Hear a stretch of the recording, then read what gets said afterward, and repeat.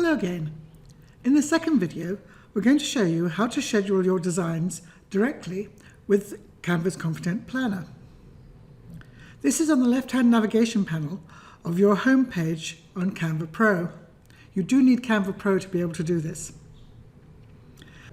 where you can pick a date and time for your design to be published.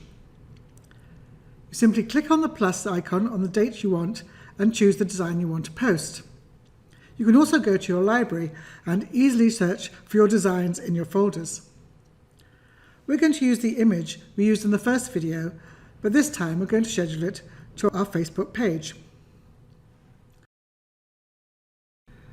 Click on Select a Channel and then find the platform that you want to post to. As I said, I'm going to use my Facebook page. Then you need to select the format for your post. You'll see you have a lot more choices here, and I'm choosing a PNG. I'm then going to add my caption and hashtags, and that's it. You simply schedule the post.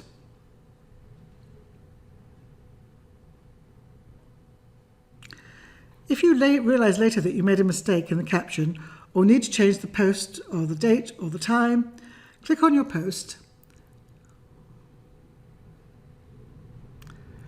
and then on the three dots here and select the option you need.